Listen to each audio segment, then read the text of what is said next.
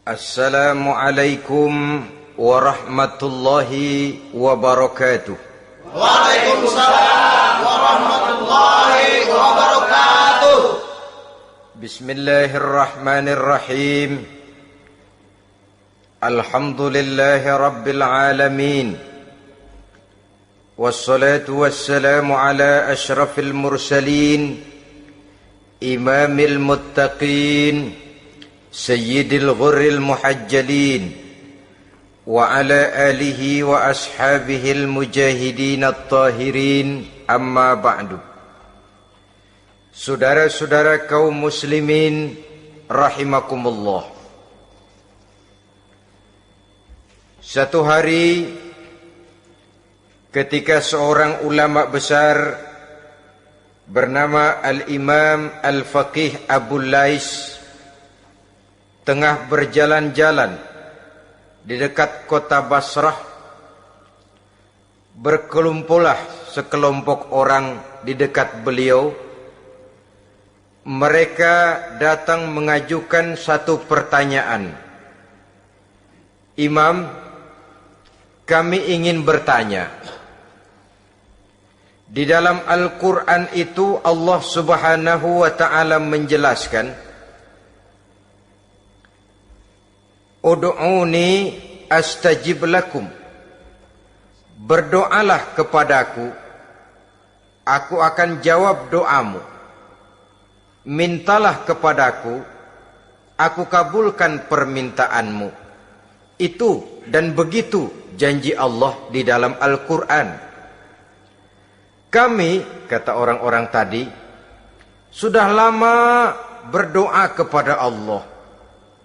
Tapi kenapa sampai sekarang doa kami ini belum dikabulkan? Katanya, ud'uni astajib lakum.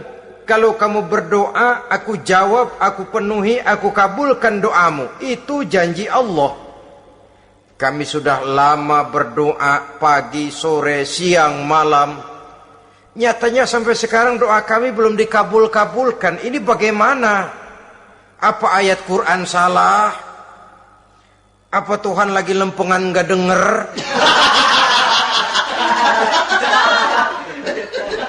Apa doa kami yang terbalik? Kelihatannya sepele saja ini. Doa tidak didengar oleh Allah.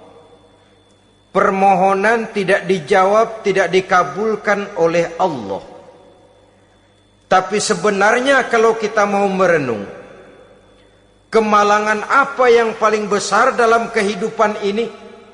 Selain daripada kalau permohonan dan doa kita sudah tidak dihiraukan oleh Allah.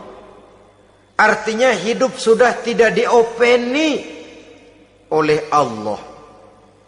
Jangankan Allah, saudara-saudara, kita nggak diopeni sama mertua saja bingung. Ini mertua diem aja, kalau saya salah apa salahnya, kalau ada yang dikepengenin apa kepengenannya, boyak ngomong kenapa diem begitu. Ini tidak diopeni oleh Allah. Kemalangan apa yang lebih malang selain daripada kalau doa sudah tidak didengar oleh Allah? Itu sudah kemalangan yang paling malang, lebih malang dari kota Malang saya kira.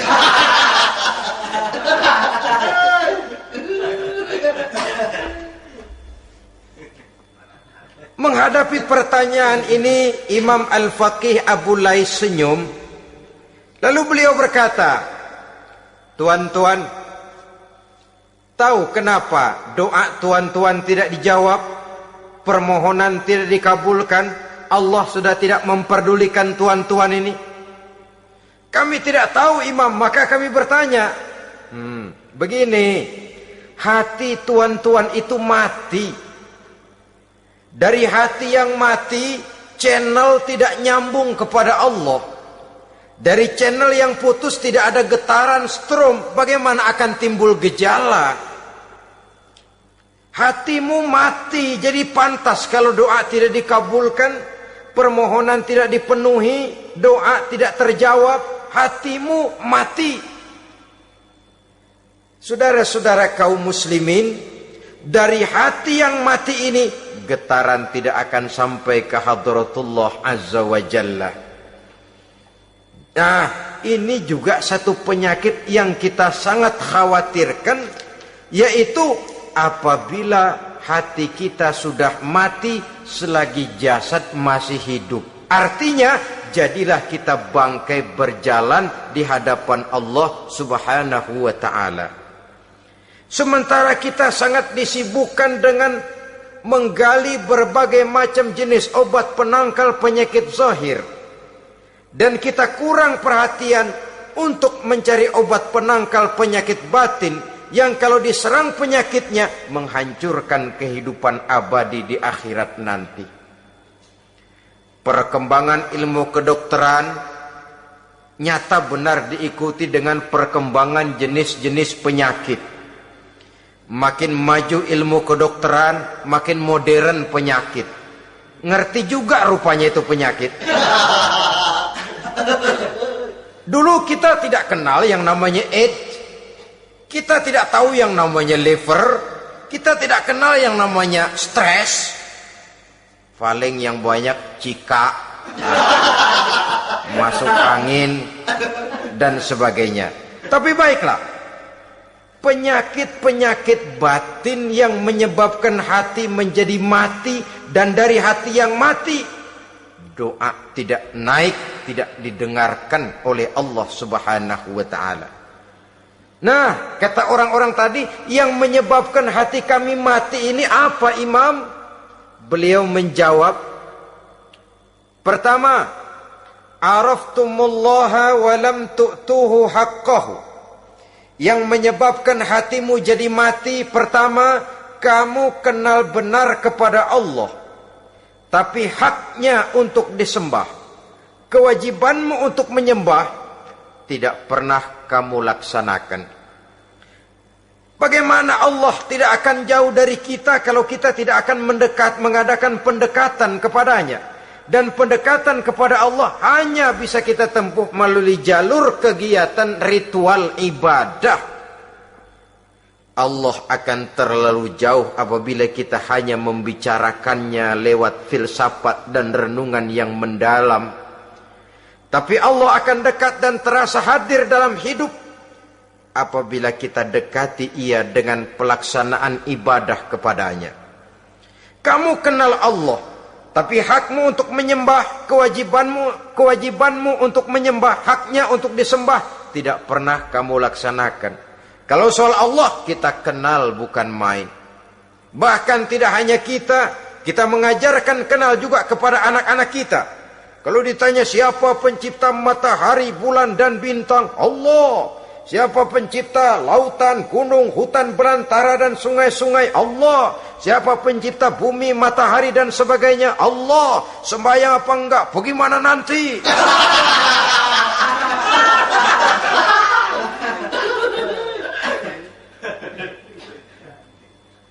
Tanpa pendekatan, Allah akan jauh. Apabila Allah jauh, maka doa tidak akan didengarkan olehnya. Oleh sebab itu, logika mengajarkan kepada kita, berpayahlah dulu, wa mal ladzatu illa ba'da ta'ab, inna ma'al usri yusra. Di balik kesulitan menunggu kemudahan. Nikmat baru akan terasa, kelezatan hidup baru akan terasa setelah kita jerih payah banting tulang peras keringat. Rasanya memang lebih nikmat sepotong singkong hasil cucuran keringat sendiri ketimbang roti dijejelin orang. Ini berarti kita ingin mohon pertolongan kepada Allah, sementara dengan Allah sendiri kita jauh. Sama saja dalam kehidupan kita analoginya, saudara-saudara. Orang tidak kenal kepada saudara, tahu-tahu jauh dari saudara, tahu-tahu datang mau minjem duit. Apa kesan saudara?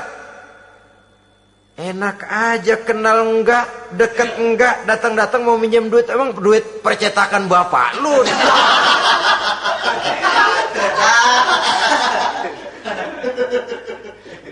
Sedangkan yang kita kenal, sedangkan yang kita bertemu tiap hari, Sedangkan yang sering datang ke tempat kita, kalau satu saat dia pinjam duit, toh kita kadang-kadang masih mikir. Apalagi datang nggak pernah, berkunjung nggak pernah, ngobrol nggak pernah, apalagi kenal juga nggak pernah, datang-datang mau minta. Macam apa? Datang nemuin Tuhan setahun 2 kali. Idul Fitri, doang sama Idul Adha. Doa cerewet banget. Apa aja? Apa aja diminta. Saudara hadirin, bagaimana doa akan kabul, permohonan akan dijawab? Jikalau kita jauh dari Allah, kita kenal Allah, haknya untuk disembah, kewajibannya untuk menyembah, tidak pernah kita laksanakan. Itu yang menyebabkan hati kita lalu menjadi mati. Padahal mengenal Allah, setelah mengenalnya, mengadakan pendekatan kepadanya melalui ritual ibadah yang dicontohkan oleh Rasulullah Sallallahu Alaihi Wasallam. Ini hal pertama yang menyebabkan hati jadi mati. Kamu terlalu kenal Allah tapi tidak pernah menyembah kepadanya. Sama aja orang kerja kagak, habis bulan mau minta gaji. Karena kita jitak palanya. Macam apa? Kerja enggak, tahu-tahu datang mau minta gaji. Kerja dulu yang baik, habis bulan baru enggak diminta pun memang sudah ada jatahnya. Ibadah dulu kita kepada Allah. Soal Allah memberikan karunia kepada kita, itu hak Allah. Apabila kita dekat dengannya, ibadah yang kita laksanakan benar, karunia itu akan datang kepada kita. Saudara-saudara, yang kedua yang menyebabkan hati jadi mati, qara'tumul Qur'an walam ta'malu bih. Kamu baca Al-Qur'an tapi ajarannya tidak pernah kamu amalkan. Kamu baca Quran tapi isinya kamu injak-injak. Sehingga ada peringatan dari Rasul Sallallahu Alaihi Wasallam. Beliau bersabda, "Iza azzamat ummatid dunya wa fi riwayatin dinaron wa dirhaman nuzi'at minha haibatul Islam. Wa iza turikatil amru bil ma'rufi wan nahyu 'anil munkari hurimat 'alaihim barakatul wahyi. Wa iza tasabat ummati saqatat min 'ainillah." 3 peringatan keras tapi yang merupakan gejala penyakit kita umat Islam diperingatkan oleh Nabi kita. Pertama, iza azzamat ummatid dunya. Apabila umatku telah terlalu mengagung-agungkan dunia, apabila umatku telah jatuh menjadi umat yang materialistis, segalanya diukur dari sudut keduniaan saja, nuzi'at minha haibatul Islam, maka akan dicabutlah dari mereka kehebatan agama Islam. Hilang kehebatan Islam apabila kita jatuh menjadi umat pengagung dunia, penyembah materi. Nilai kita, keberadaan kita tidak dihargai orang lain. Orang memandang kita remeh saja. Orang Islam gak ada apa-apanya, bayar aja. Bisa dibeli, bisa diatur, bisa dikerjain, garap saja. Nuzi'at minha haibatul Islam, hilang dari mereka kehebatan Islam ini. Kenapa? Mereka telah mengagungkan dunia dan menjadikannya sebagai tujuan. Padahal dunia cuma alat, materi cuma alat, harta cuma alat. Yang kedua, wa iza turikatil amru bil ma'rufi wan nahyu 'anil munkari hurimat 'alaihim barakatul wahyi. Apabila telah ditinggalkan amar ma'ruf dan nahi munkar, maka hilanglah keberkahan wahyu. Ini yang ada hubungannya dengan masalah kita. Kita baca Quran, kita tidak amalkan isinya. Bagaimana hati tidak jadi mati? Amar ma'ruf dan nahi munkar ditinggalkan orang, hilang keberkahan wahyu.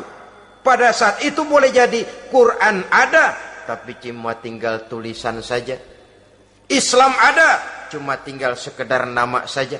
Diseminarkan, disimposiumkan, dimuktamarkan, tapi tidak dijabarkan dalam kehidupan sehari-hari. Apabila amar ma'ruf dan nahi munkar telah ditinggalkan orang, hilang keberkahan Quran itu. Akibatnya apa?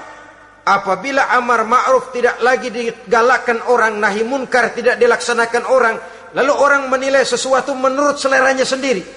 Mana yang ma'ruf, mana yang munkar, tidak ada lagi patokan utama. Kalau baik kata otaknya, dia kerjakan. Tidak baik menurut otaknya, dia tinggalkan. Agamanya adalah otak, berhalanya adalah akal. Akhirnya umat kehilangan pedoman. Tidak lagi jelas mana batas yang ma'ruf, mana batas yang munkar. Dalam kondisi sedemikian, akhirnya akan terjadi penjungkiran nilai. Paling celaka nantinya, yang ma'ruf malah dianggap munkar, yang munkar malah menjadi ma'ruf. Peringatan ketiga dari Nabi, wa iza tasabat ummati saqatat min ainillah.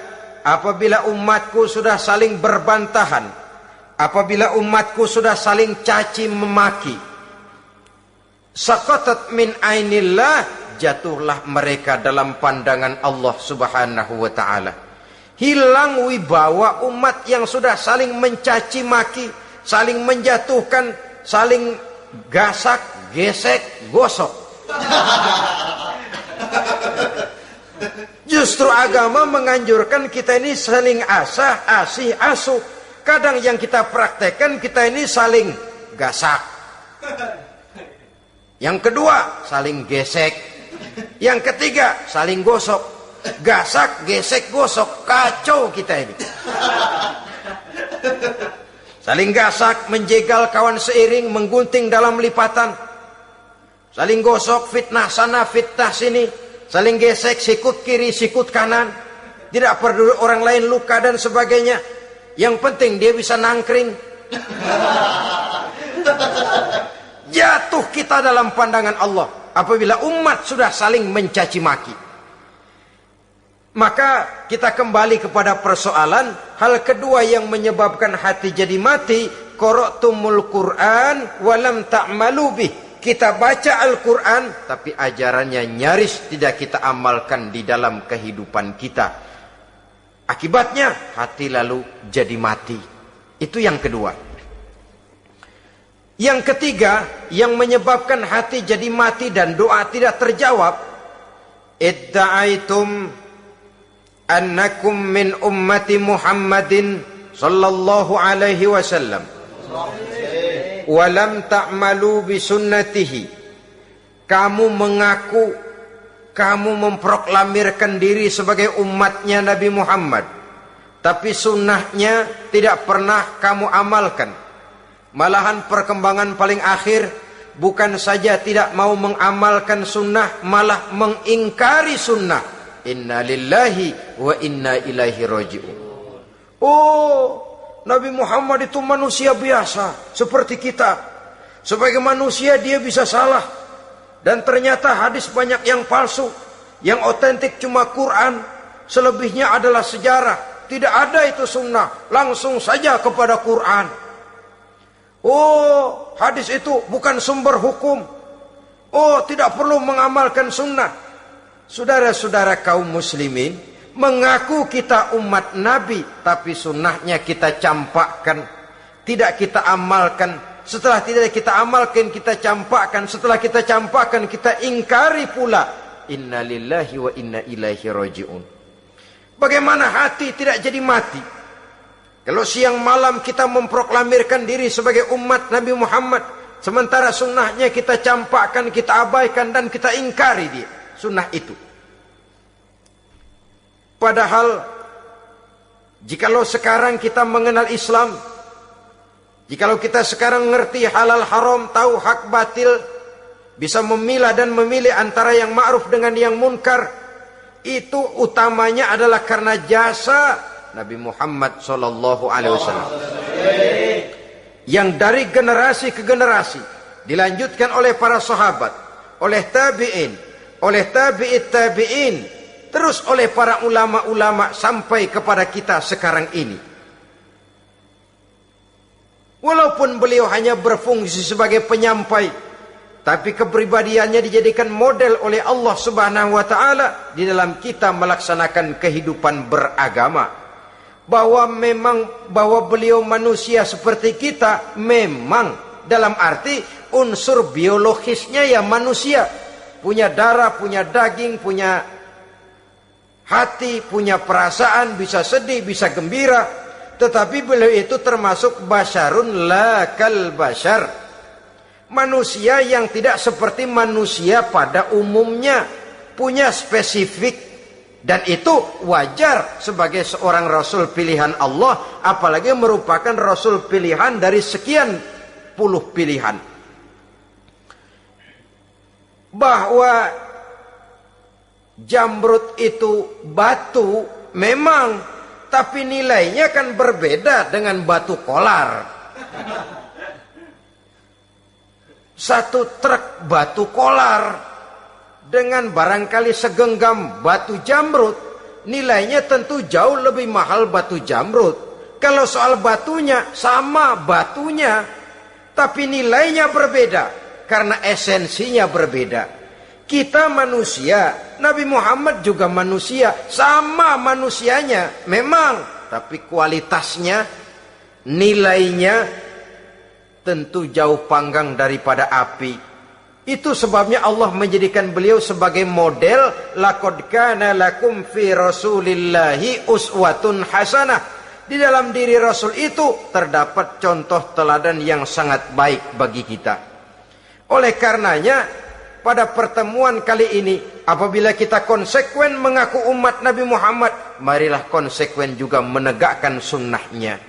3. Yang keempat, yang menyebabkan hati jadi mati dan doa tidak terjawab, akaltum ni'mata rabbikum walam tashkurulah. Tiap hari kamu makan nikmat Tuhanmu, tapi kamu tidak pernah mau bersyukur kepadanya, kepada Allah Subhanahu wa ta'ala. Nikmat Tuhan kita doyan banget, tidak pernah sehari dan sesaat pun terlepas diri dan hidup ini dari nikmat-nikmat yang diberikan Allah. Sejak kita bangun tidur sampai tidur kembali, bahkan tidur itu sendiri, di pasar, di sawah, di kantor, dimanapun kita berada, nggak pernah nikmat Allah berhenti. Hidup kita dalam alam diberikan segala fasilitas untuk menunjang kehidupan.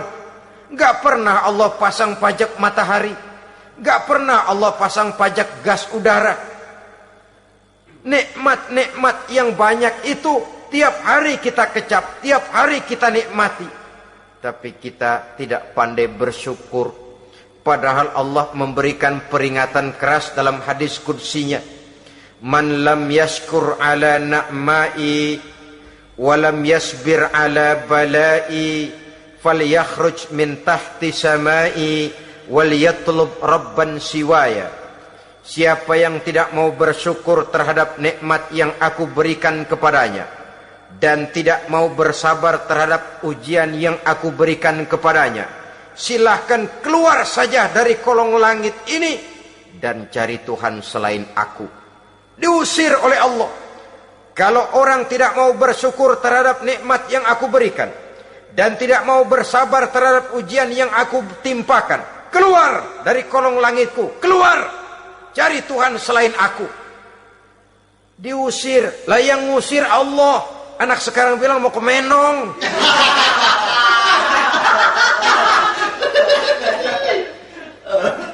Kalau diusir kita dari Jakarta, masih bisa pindah ke Bandung. Diusir kita dari Bandung, bisa pindah ke Jogja, Solo. Diusir kita dari Indonesia, bisa pindah ke Singapura, Malaysia. Diusir dari kolong langit, mau cari langit mana lagi? Kalau kau tidak mau mensyukuri nikmatku, tidak sabar terhadap ujian yang aku berikan kepadamu, keluar saja, keluar dari kolong langitku ini, cari Tuhan selain aku. Kalau istilah kita mah Tuhan, udah jengkel banget udah itu.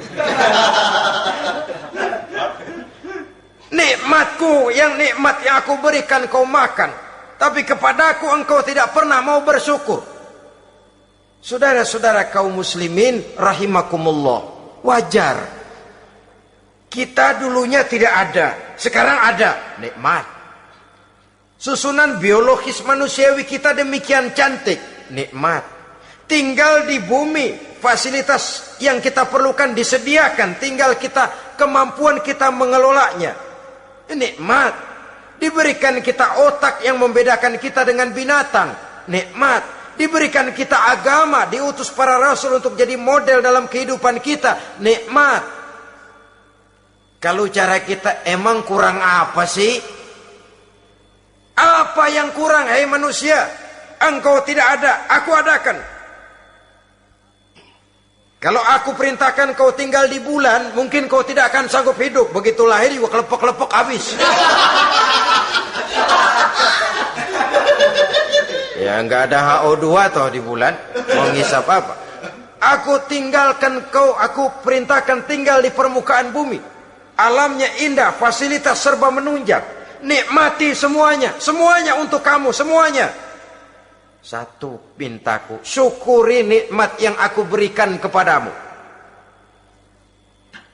Ya bukan cuma syukur dalam ucapan, syukur dalam perbuatan.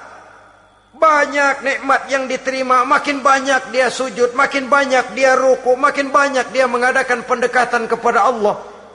Syukur dalam artian berupa tindakan dan perbuatan, mempergunakan nikmat sesuai dengan kehendak yang memberikan nikmat itu sendiri kepada kita. Saudara-saudara kaum muslimin rahimakumullah, ini penyakit yang keempat. Kamu makan nikmat Tuhanmu, tapi kamu tidak pernah pandai bersyukur kepadanya, mensyukuri nikmat yang diberikan tadi. Bagaimana hati tidak jadi mati? Kita sibuk mempersolek jasmani, mencari obat penangkal penyakit zahir. Maka yang ramai di zaman sekarang, saudara lihat, salon, fitness, senam, macam-macam jenis. Tidak ada salahnya dan tidak ada jeleknya. Tapi kalau itu sampai melupakan kita kepada memperindah batin, memperbaiki jiwa, artinya bukankah kita perlahan tapi mempersiapkan diri menjadi bangkai berjalan di hadapan Allah. Dengan operasi plastik, yang pesek jadi mancung, yang sipit jadi belok, kulit keriput jadi kencang, pipi terlalu cekung bisa diatur. Saudara-saudara, tapi kalau hati yang rusak, jiwa yang rusak, kemana lagi kita akan berobat kalau bukan kepada agama? Maka hati itu jadi mati apabila kita selalu memakan nikmat Allah dan tidak pandai mensyukuri nikmat itu. Dari hati yang mati tidak akan ada getarannya. Oleh sebab itu doa tidak terjawab. Selanjutnya yang menyebabkan doa tak terjawab dari sebab matinya hati, qultum annal mauta haqqun wa lam tasta'iddu lahu. Kamu berkata, kamu yakin bahwa mati adalah sesuatu yang benar, tapi kamu tidak pernah punya persiapan untuk mati. Padahal menurut logika, orang yang akan bepergian jauh tentu dia harus mempunyai bekal yang cukup. Semakin jauh jarak perjalanan yang akan ditempuhnya, semakin banyak perbekalan yang harus dibawanya. Dahulu, seketika beberapa jamaah dari Yaman akan melaksanakan ibadah haji dengan nekat, mereka berprinsip, pokoknya kan berangkat haji jadi tamunya Allah, nanti Allah yang akan ngelayanin. Mereka nekat, modal badan doang berangkat. Diadukan kepada baginda Rasul, lalu turun peringatan dari Allah, wa tazawwadu fa inna khairaz zadi taqwa. Jangan begitu, bawa bekal, sesungguhnya bekal yang paling baik adalah takwa. bahwa berangkat dengan bekal takwa itu bekal yang paling utama, tapi bekal-bekal yang lain pun jangan diabaikan. Kalau kita akan berangkat untuk tujuan yang baik, bekal yang paling utama memang takwa, tapi tidak berarti harus mengabaikan bekal-bekal yang lain. Begitulah, semakin jauh perjalanan yang akan kita tempuh, semakin banyak bekal yang harus kita hadapi. Kalau saudara mau pergi ke Surabaya, tidak membawa bekal kemudian berani berangkat, rasanya sih saya pikir itu bukan berani, nekat namanya. Sama saja orang belum pernah sembahyang, mati. Nekat tuh orang, berani amat. Belum berbuat kebaikan barang sedikit pun sudah mati, nekat namanya itu. Sama saja tadi, nggak bawa bekal apa-apa berangkat ke Surabaya. Sampai Surabaya belum tentu, sengsara udah jelas. Belum punya bekal yang baik sudah mati. Sampai ke surga belum tentu, tapi kebelangsak dan sengsara rasa-rasanya pasti itu. Oleh karena itu, kalau kita yakin mati sesuatu yang benar, sesuatu yang pasti datang menimpa, maka hendaklah kita mempersiapkan bekal.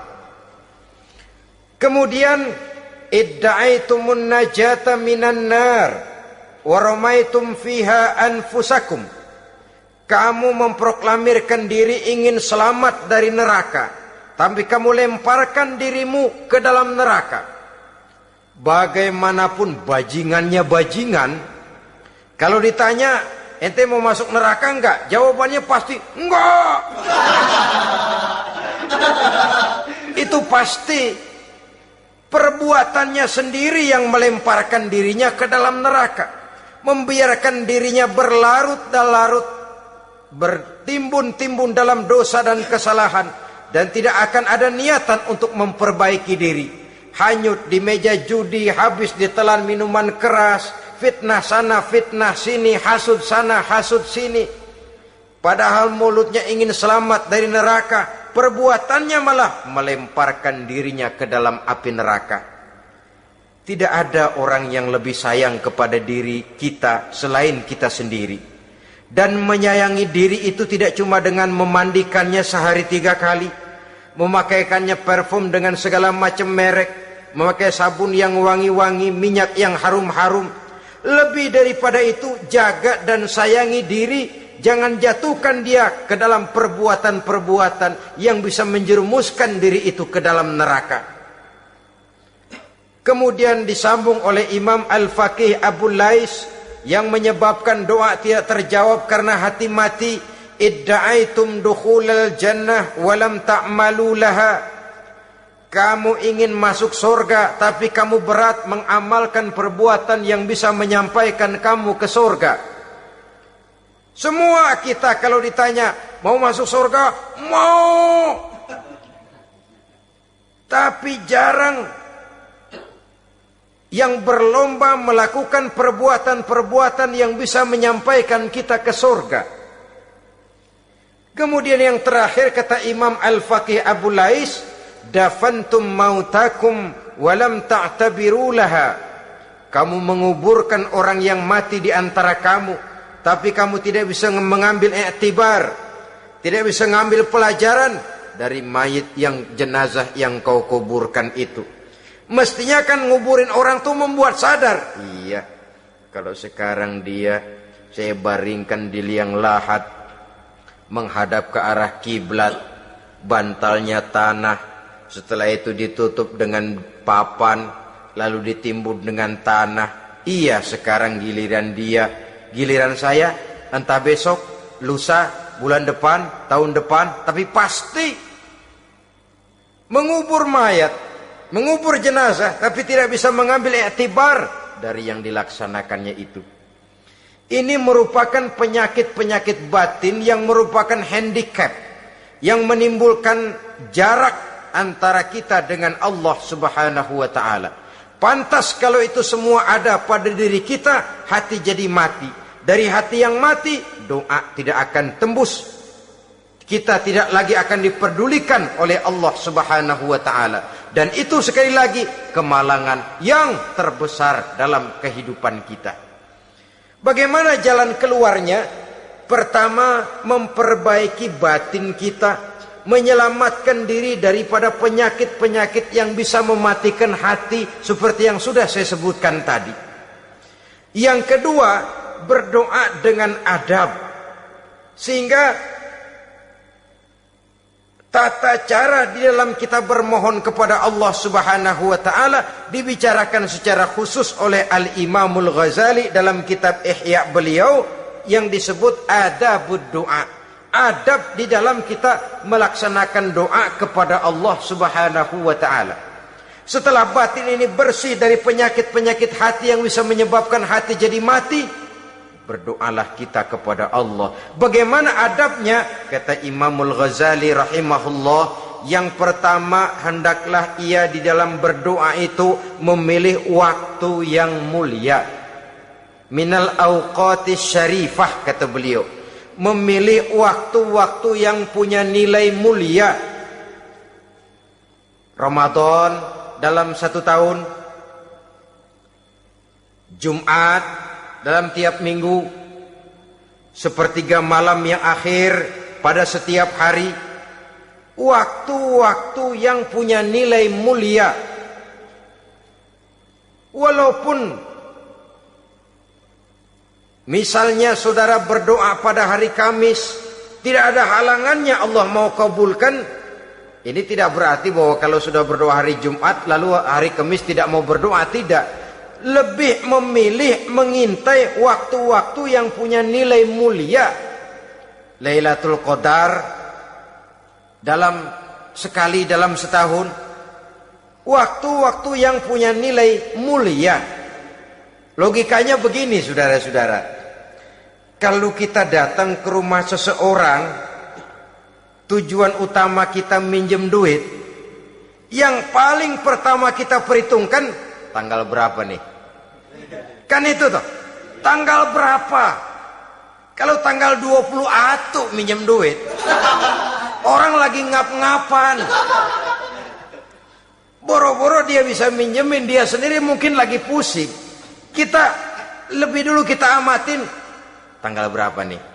Yang enak sore apa siang? Jam 2. Jam 2 dia baru pulang dari kantor, tapi giliran tidur. Kalau dia tidur dibangunin datang mau minjem duit, kagak dimaki-maki sudah kebagusan deh. Kan kita lihat waktunya, timingnya kata orang sekarang. Tanggal berapa, sore apa malam, apalagi gulem apa terang bulan. Itu semua sudah kita atur sedemikian rupa, memilih waktu. Yang kedua kata Imamul Ghazali, memilih keadaan yang istimewa. Kalau tadi soal waktu, yang kedua soal keadaan. Ada situasi-situasi di mana doa itu diijabah oleh Allah Subhanahu wa taala. Di antaranya kata Imam Abi Hurairah, "Inda zahfis sufuf fi sabilillah." Pada waktu mengatur barisan perang membela agama, di situ doa kabul. Inda nuzulil ghais, ketika turun gerimis, di situ doa makbul.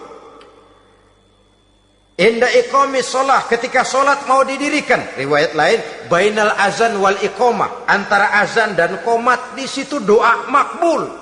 Itu memilih keadaan-keadaan. Kemudian yang ketiga kata beliau, berdoa menghadap kiblat. Ya, apa kalau doa madhab mudik Tuhan gak tahu? Tahu. Tuhan gak dengar? Dengar. Cuma lebih etis. Lebih etis kalau kita berdoa menghadap ke arah kiblat. Saudara-saudara kaum muslimin rahimakumullah. Yang keempat, hifdzus shaut, menyederhanakan suara. Tidak terlalu keras, juga tidak terdengar orang lain, apalagi kalau doa kita diaminkan oleh orang lain. Tidak usah terlalu keras. Kenapa? Karena Allah yang kita meminta kepadanya bukan zat yang tuli, bukan zat yang buta, bukan zat yang tidak dengar, bahkan dia maha dengar. Juga tidak terlalu seperti orang berbisik-bisik, apalagi kalau doanya doa bersama-sama. Tapi kadang-kadang terdorong oleh husnuzon dari para makmum saja. Tidak peduli apa yang dibaca oleh imam, yang kedengaran cuma amin aja gerengan. Amin, amin, amin, amin, amin, amin.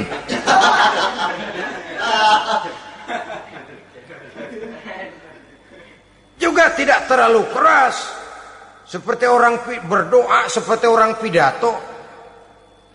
Saudara-saudara kaum muslimin rahimakumullah. Yang kelima, alla yatakallafa saja' fid du'a. Dalam berdoa, kalau istilah kita, jangan nyelongcong. Sajak sujak ini menunjukkan sikap berani kepada Allah. Misalnya ada orang berdoa, ya Allah ampunilah saya kalau engkau mau. Kalau Allah mau. Kasihanilah saya ya Allah kalau engkau mau. Itu doa orang songong. Atau sama saja, ya Allah berilah saya rezeki dikit aja. Emang kenapa pakai begitu?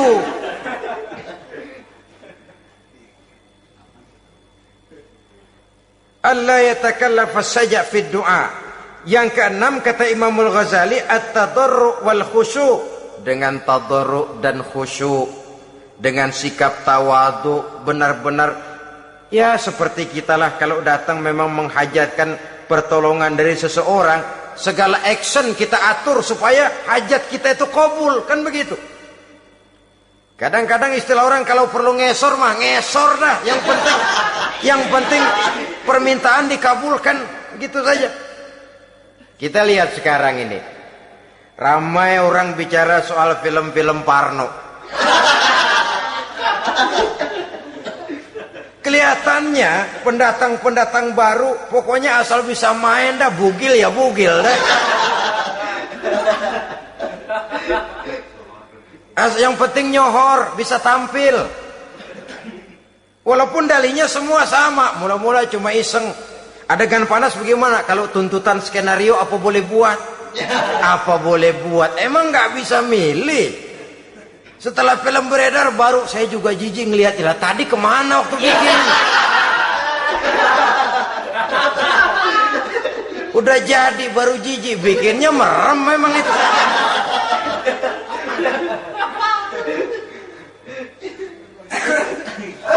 Tapi ada satu analogi, asal bisa main, asal bisa tampil di layar, apa saja jadi taruhan sudah, bugil ya bugil dah, nggak soal dah, pokoknya bisa main, tampil, nyohor, masuk koran.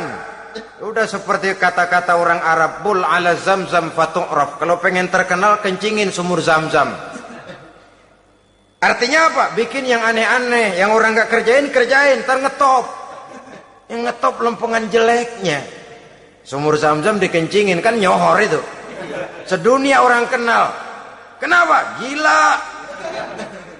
Saudara-saudara kaum muslimin rahimakumullah, sangat kita sayangkan kalau lalu orang berlomba-lomba dengan cuma modal paha mulus, wajah cantik, dimauin apa saja mau, lalu bisa tampil. Akibatnya yang jadi korban adalah anak-anak kita, disuguhi tontonan-tontonan yang meracuni jiwa mereka. Walaupun akibatnya barangkali ya lain, seperti band orkes dengan film memang akibatnya tidak langsung ya. Kalau band orkes akibatnya langsung, dia bisa berantem di tempat lokasi. Film orang nonton tahu dia di tempat itu, bukan di tempat itu dia praktek, pulang jadi pikiran dia, tadi serem ya, ntar kalau udah kesempatan kita praktek. Ntar ngancemnya itu yang gak enak. Tapi yang saya analogkan dengan persoalan kita, tingkah pola artis apapun dilakukan asal bisa main. Nah itu tuh, asal dapat kesempatan acting. Dalihnya ya tuntutan skenario lah, iseng lah, macam-macam lah. Tapi yang jelas satu target, saya harus dapat kesempatan main. Untuk sampai ke situ, cara apa saja harus saya tempuh. Tidak peduli harus menginjak-injak norma dan budaya bangsa yang luhur. Tidak peduli harus bertentangan dengan kaidah agama. Tidak peduli hasilnya meracuni umat masyarakat, terutama generasi muda. Yang penting kan ngetop. Saudara-saudara, baiklah ya, itu soal lain. Tapi soal kita ialah at-tadarru wal khusyu'. Bermohon kepada Allah dengan tadarru, khusyuk dan tawadhu. Seperti kalau kita mau bermohon kepada seseorang, kita malah merendahkan diri. Pak, saya memang orang gak mampu, Pak. Utang saya udah selebar kampung, Pak. Anak udah 16 seperempat. Apa saja kita meratap, menghibah, mengeluh, merintih, ujungnya kan yang penting gue minjem duit dapat dah. Apa kayak diomongin, pokoknya pulang bawa duit, itu saja. Itu strategi manusiawi. Kalau ini kita adakan konteks, oh iya, kepada Allah lebih lagi kita tadarru, khusyuk, tawadhu. Doa dengan tawadhu, sebab kita akan bermohon kepada yang serba maha. Menghadap ke arah kiblat, duduk bertafakur dengan khusyuk, tawadhu. Jangan doa sembari tolak pinggang.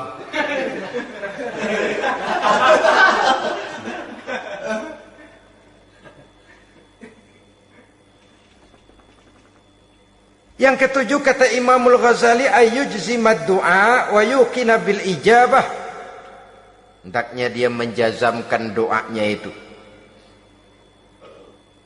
dan yakin bahwa doanya akan dikabulkan oleh Allah. Sebab kata Nabi, innallaha la yaqbalu du'aan min qalbin ghafilin lahin. Allah subhanahu wa ta'ala tidak akan menerima doa dari hati yang lalai dan main-main. Doa ke orang ogah-ogahan.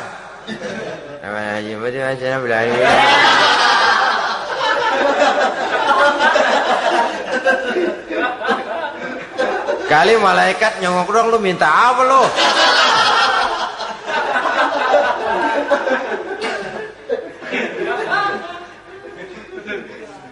Seperti tadi itu, kita datang mau minjem duit sama orang, ngomongnya ogah-ogahan. Minjem duit dikasih syukur, enggak ya udah. Ya enggak dah, enggak dikasih sudah. Kenapa? Mintanya begitu. Enggak serius dan enggak yakin bahwa doanya akan dikabulkan. Kalau kita sudah punya keyakinan, jangan-jangan doa saya enggak diterima Allah. Enggak. Ana, kata Allah, ana inda zanni abdi bi. Aku sih bagaimana menurut sangka hambaku kepadaku saja. Kalau sangkanya baik, aku baik. Kalau sangkanya doanya dikabulkan, aku kabulkan. So itu doa harus dengan pasti dan harus dengan yakin doa itu akan dikabulkan dan meluruskan harapan, membenarkan cita-cita, meluruskan maksud apabila doa itu dikabulkan oleh Allah Subhanahu wa taala. Saudara-saudara, oleh karenanya jangan doa setengah hati. Jangan berdoa sambil main-main. Apalagi menghadap kiblat dengan dua tangan terangkat sebagaimana dicontohkan oleh Rasulullah sallallahu alaihi wasallam. Bahwa berdoa tanpa mengangkat kedua tangan pun Allah tahu, Allah dengar, tapi kelihatannya kurang serius. Seolah-olah terserah dah Tuhan, mau dikasih ya kasih, enggak ya udah. Seolah-olah kita tidak serius dalam berdoa. Kemudian yang berikutnya, kata Imamul Ghazali, ayyaftatahad du'a bi zikrillah fala yabda'u bisu'al. Hendaknya dia mulai berdoa itu dengan menyebut nama Allah, berzikir kepada Allah. Fala yabda'u bisu'al, jangan langsung memulai dengan permintaan. Ini tata krama etisnya. Sama juga orang kirim surat, salam sejahtera kami haturkan, padahal mah nggak ada itu juga nggak apa-apa. Itu kan maksud mukaddimah saja. Besar harapan kami semoga Bapak dan sekeluarga di sini pun berada dalam keadaan sehat walafiat. Selanjutnya kami telah dengar dari berbagai teman tentang kedermawanan Bapak, tentang bantuan Bapak di berbagai bidang yang menyangkut sosial pendidikan. Sehubungan dengan itu maka kami bermaksud mengajukan permohonan. Baru masuk itu mah 15 kalimat kesonoin, urusan lain. Intinya sehubungan dengan itu kami bermaksud memohon kepada Bapak. Kita mulai. Salam sejahtera kami haturkan, bersama ini pula kami macam-macam lah. Sama juga seperti tadi itu. Kita datang mau minjem duit. Datang karena kita tahu datang habis bulan. Malam terang bulan. Udaranya sejuk. Ngobrol lah kita. Dapat teh. Apa kabar Pak? Baik. Aduh Bapak sih, untung dah Pak. Kayak pemurah lagi. Saya tahu Bapak banyak nyumbang di mana-mana. Di Angon aja tuh orang di Angon.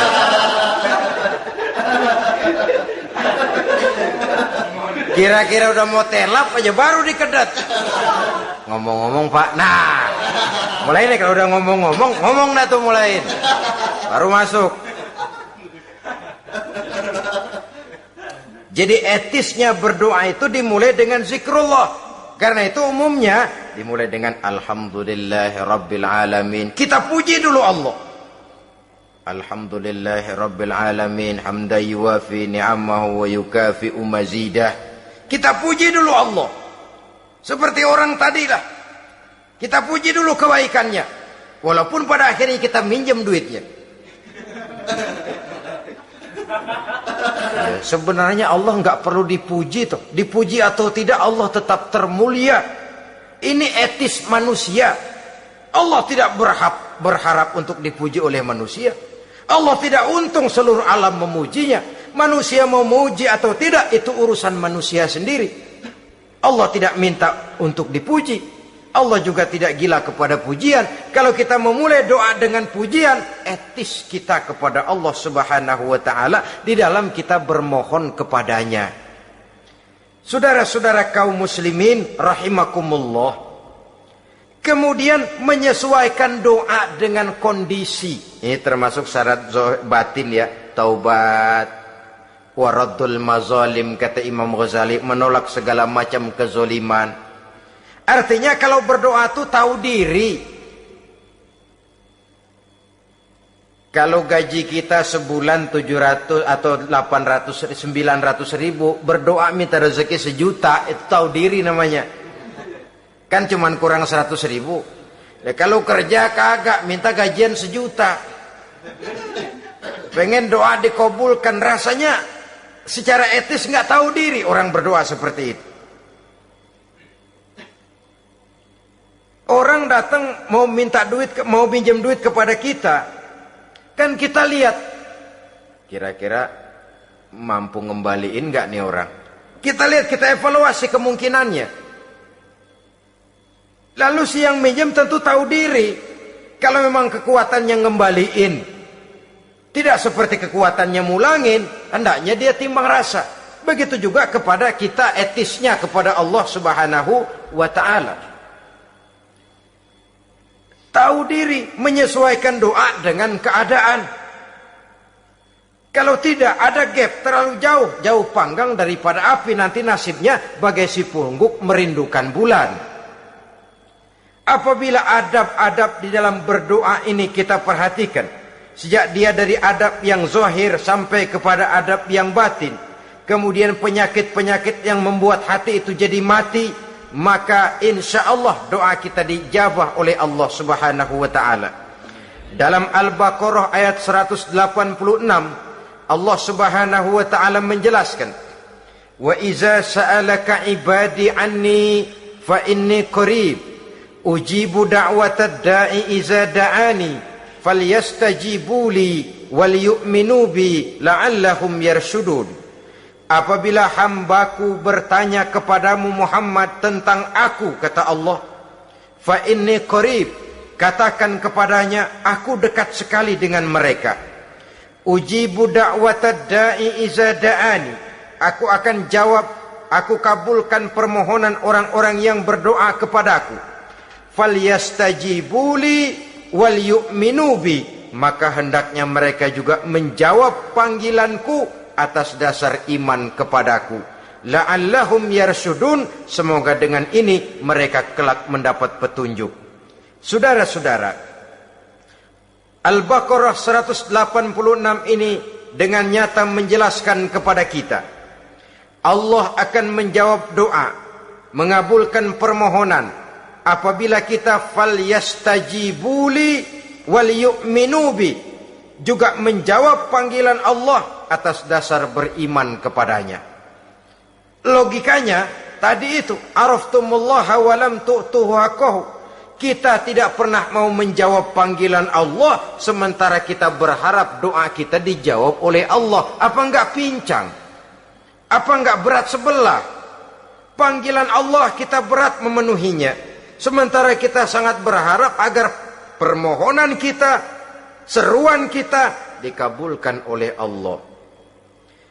Menjawab panggilan Allah atas dasar beriman kepadanya. Kenapa? Ada orang menjawab panggilan bukan berdasarkan iman, tapi karena target lain. Datang sembahyang Jumat paling dulu, target utamanya pulang juga paling dulu nyabet sendal, nyabet sepatu. Menjawabnya iya, tapi tidak karena iman.